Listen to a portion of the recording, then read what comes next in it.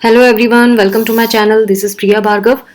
Today I am going to tell you about MPCE 046 that is MAPC second year में जो project को replace करके एक subject डाला गया है उसके बारे में मैं आपको बताऊंगी। एक फर्स्ट पार्ट मैं ऑलरेडी डाल चुकी हूँ, जो उसमें मिस हो गया उसके लिए मैंने ये सेकंड पार्ट बनाया है। तो अब ध्यान से सुनिएगा, आपको बहुत सारी चीज़ें पता चल जाएंगी। मैंने हाईलाइट भी किया है, इन्हीं के स्टडी मटेरियल से उठाया है सो दैट आपको यकीन हो कि जो बोला जा रहा है वो फैक्ट है। तो पहली चीज, ये सेकेंड ईयर जो प्रोजेक्ट है उसका ऑल्टरनेटिव कोर्स है। ये इसमें आप पॉजिटिव साइकोलॉजिकल कंस्ट्रक्ट्स के बारे में पढ़ेंगे, कैसे हम गुड मेंटल हेल्थ अचीव कर सकते हैं इस सब्जेक्ट की हेल्प से, और कैसे साइकोलॉजिकल वेलबींग को अचीव कर सकते हैं।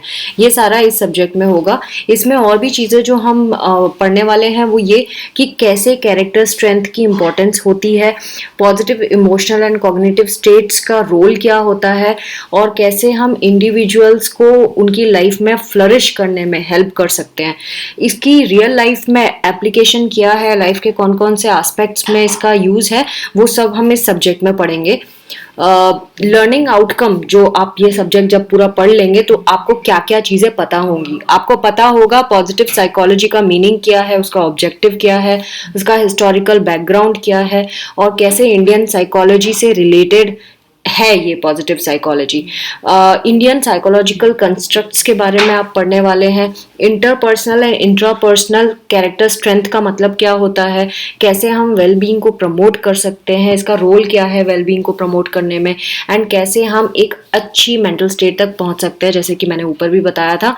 और इसके एप्लीकेशन स्कूल, वर्क प्लेस और रिलेशनशिप्स में हम कैसे कर सकते हैं वो भी हम इसमें सीखेंगे। नाउ कमिंग टू क्या करना होगा इस सब्जेक्ट में, क्या आपको प्रोजेक्ट जैसा कुछ करना होगा या आपको असाइनमेंट्स लिखने होंगे, क्या लिखने होंगे, और कितने ब्लॉक्स हैं, कितने यूनिट्स हैं, वो सब अब हम जानेंगे। तो पहली चीज, 5 ब्लॉक्स होंगे। अलग अलग ब्लॉक्स में अलग अलग नंबर ऑफ चैप्टर्स हैं, तो टोटल जो यूनिट्स आपको मिलेंगी, चैप्टर्स मिलेंगे, वो 17 चैप्टर्स होंगे। और इसका कंटिन्यूस असाइनमेंट आपको, जैसे आप बाकी सब्जेक्ट्स में फर्स्ट ईयर में आपने किया था, असाइनमेंट सबमिट किए थे, टर्म एंड एग्जाम के लिए आप बैठे थे, बिल्कुल वैसा ही इसमें भी होगा। असाइनमेंट सबमिट करने होंगे और आपको एग्जाम में बैठना होगा। अब इसके बारे में आपको डिटेल कहाँ से मिलेगा, आपको असाइनमेंट्स के बारे में कैसे पता चलेगा कि कौन सा असाइनमेंट कहाँ से डाउनलोड करना है, तो इन्होंने पूरा लिंक भी दिया है। आप जब www.ignu.ac.in पे जाएंगे तो वहाँ स्टूडेंट सपोर्ट को क्लिक करेंगे। स्टूडेंट सपोर्ट को जैसे ही आप क्लिक करते हैं तो आपको डाउनलोड सेक्शन मिलेगा।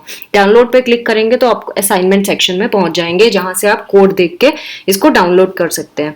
सो आपको अगर और ज्यादा पढ़ाई करनी है और कुछ जानना है कि एग्जाम में क्वेश्चन पेपर कैसे आता है, तो टर्म एंड एग्जामिनेशन सेक्शन, जो डाउनलोड सेक्शन है, ये डाउनलोड सेक्शन है, इसमें आप टर्म एंड एग्जामिनेशन पे क्लिक करेंगे तो वहां से आप चीजें डाउनलोड कर सकते हैं, क्वेश्चन पेपर डाउनलोड कर सकते हैं। नाउ कमिंग टू चैप्टर पूरा कैसे डला हुआ है। जो लोग नए आए हैं, जिन्होंने कभी इग्नू से पढ़ाई नहीं की, तो आपने अगर फर्स्ट ईयर में देखा होगा, चैप्टर के बीच बीच में भी क्वेश्चंस के सेक्शंस हुआ करते थे, सेल्फ असेसमेंट क्वेश्चंस, वैसे ही इसमें भी दिए होंगे। और यूनिट के एंड में भी जो यूनिट एंड क्वेश्चंस है वो मेंशन किए होंगे, कीवर्ड्स मेंशन किए होंगे जो वहाँ पे यूज हुए हैं, सो दैट वो आप यूज कर सके अपने आंसर्स में। उनके कॉन्सेप्ट्स के बारे में बताया होगा। देन इनके सेल्फ लर्निंग मटेरियल है, मतलब खुद से पढ़ के आप कर सकते हैं। बाकी अगर जैसे मैंने बताया आपको कि डाउनलोड कहाँ से करना है फर्स्ट पार्ट में, वही इन्होंने यहाँ पे भी मेंशन किया है जो मैं आपको फर्स्ट पार्ट में बता रही थी। इसके 3 तरह के मटेरियल अवेलेबल हैं इग्नू के। फर्स्ट कोर्स मटेरियल है जो प्रिंटेड आपके पास आता है, जिसको आप डाउनलोड भी कर सकते हैं ई ज्ञान कोश साइट से। कैसे करना है वो फर्स्ट पार्ट में मैंने बताया, उसका लिंक आपको डिस्क्रिप्शन सेक्शन में मिल जाएगा। ऑडियो एंड वीडियो मटेरियल भी अवेलेबल है इसका। अब आपको लग रहा होगा ये था, हमें तो पता ही नहीं था और कहाँ से ले, तो मैं बता दूं, इसका जो ऑडियो वाला है उसको ज्ञान वाणी के नाम से जानते हैं, और ये इंटरैक्टिव रेडियो काउंसलिंग वाला सेक्शन है, जो आपको FM 105.6 जो चैनल है उसमें अवेलेबल होगा। ज्ञान दर्शन जो है ये टेली कॉन्फ्रेंसिंग है, मतलब वीडियो जैसा है, वो आप टेलीविजन चैनल जो कंपलसरी है वहां से आप देख सकते हैं। इसके अलावा जो वेब कॉन्फ्रेंसेज है वो भी की जाती हैं। ये लोग वेब कॉन्फ्रेंस में सेशंस भी देते हैं। जो साइकोलॉजी डिसिप्लिन की फैकल्टी है, मतलब जो वहाँ पे लेक्चरर्स बैठे हैं, वो इसमें सेशंस भी देते हैं जहाँ पे वो इंफॉर्मेशन बताते हैं पूरा, और यही सेम इंफॉर्मेशन आप अपने रीजनल सेंटर से भी कलेक्ट कर सकते हैं। सो बहुत सारे रिसोर्सेज हैं जहाँ से आपको इन्फॉर्मेशन मिल सकती है, तो घबराने की जरूरत नहीं है। फर्स्ट थिंग, आपका जब एडमिट कार्ड आया होगा आपको स्टडी सेंटर का कोड प्रोवाइड किया गया होगा। आप स्टडी सेंटर का कोड देख के स्टडी सेंटर को ढूंढ लें इग्नू की साइट से, और आप वहां पहुंच जाएं और वहां से बाकी डिटेल ले सकते हैं। हर एक बहुत सारे जो स्टडी सेंटर है उनका जो हेड होता है वो होता है रीजनल सेंटर। आप रीजनल सेंटर में भी अप्रोच कर सकते हैं अगर आपकी क्वेरीज स्टडी सेंटर पूरी नहीं कर पाता। और मेन तो इग्नू यूनिवर्सिटी है ही, तो सबसे बड़ी है यूनिवर्सिटी ने सब सेक्शंस किए हैं जो रीजनल सेंटर माने जाते हैं, और रीजनल सेंटर के भी सब डिविजन्स हैं जिनको हम स्टडी सेंटर के नाम से जानते हैं, और स्टडी सेंटर में स्टूडेंट्स जाते हैं पढ़ने के लिए। तो जहाँ आपका स्टडी सेंटर है, जहाँ आप पढ़ने जाएंगे, जहाँ से आप स्टडी मटेरियल कलेक्ट भी कर सकते हैं, वो स्टडी सेंटर होता है, और जहाँ आपकी क्लासेस लगती हैं। और उन क्लासेस को सुपरवाइज करने के लिए एक और सेंटर होता है जिसे हम रीजनल सेंटर कहते हैं, जहाँ पे आप बेसिकली किसके लिए जाते हैं, प्रोजेक्ट वाइवा के लिए जाते हैं, इंटर्नशिप वाइवा के लिए जाते हैं।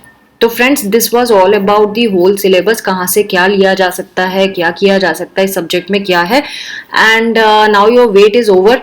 जल्दी ही आपको इस सब्जेक्ट के सारे वीडियोस अवेलेबल होंगे, बट मेंबर्स ओनली सेक्शन में, यानी आपको मेंबरशिप लेनी पड़ेगी चैनल की। So thanks for watching and do not forget to subscribe and press the notification bell so that you get the updated information. Take care of yourself. Bye bye.